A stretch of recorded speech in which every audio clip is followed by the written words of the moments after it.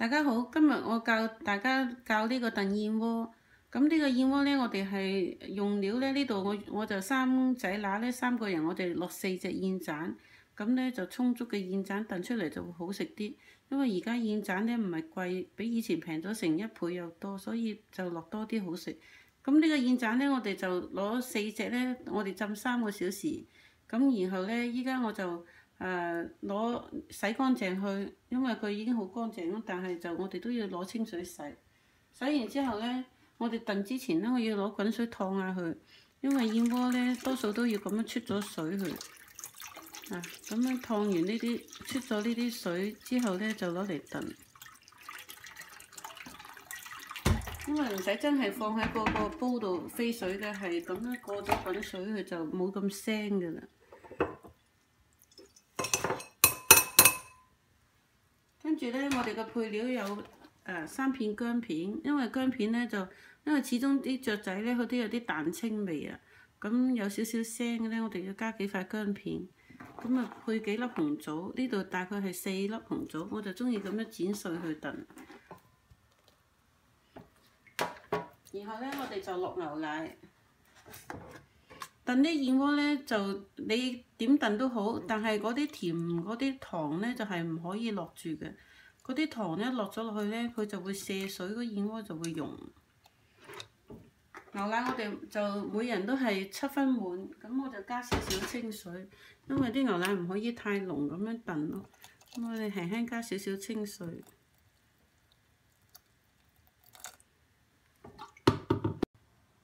我哋落齊清水呢，呢個時候我就會加啲蛋白落去，咁樣有蛋白燉燕窩呢會好食好多。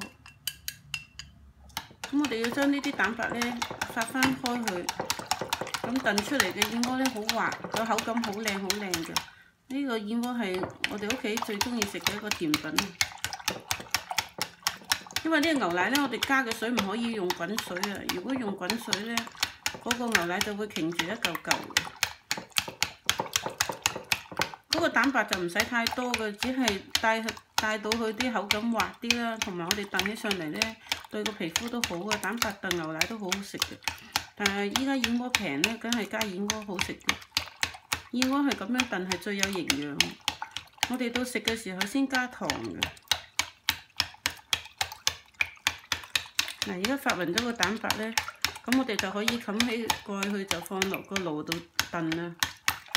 咁我哋燉嘅時間呢，就係慢火燉個半小時就足夠㗎啦。如果你係中火燉呢，就燉1個小時就夠。我哋而家呢，喺啲燕窩差唔多仲有15分鐘嘅時候呢，依家我哋設置呢，仲有15分鐘嘅時候呢，我哋嚟煮糖漿啦。咁呢個時候呢，就落一個冰糖，我哋通常呢啲燕窩係落冰糖。咁煮燕窩就唔好連糖一齊燉，咁就好食啲。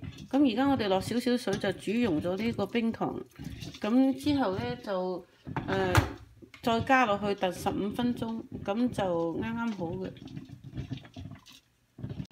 我哋平時燉燕窩呢，就係咁樣臨食嘅時候呢，先至煮糖漿。咁呢個糖漿呢，中意幾時你畢落去嗰啲燕窩度就得㗎啦。咁不過依家呢個蛋白呢，我哋中意臨食先撈落去。咁就因為我哋三仔乸就知道個口味嗰個甜味。有啲朋友呢，佢就個人嘅甜味都唔一樣嘅。而家呢個燕窩你睇下，全部都係燕盞嚟嘅，畢落去成斤都係燕窩，咁嘅口感就好食。而家我哋就加啲糖漿落去，撈勻佢。咁輕輕再燉多5分鐘。呢個時候就唔會瀉水嘅。咁我哋只要將呢個冰糖燉溶咗，呢個燕窩就好好食。有紅棗，有燕窩，依家畢落去每一斤都係燕窩，咁就好好食。希望大家中意呢個燉燕窩啦，呢個燕窩好養顏㗎，並且口感好靚㗎。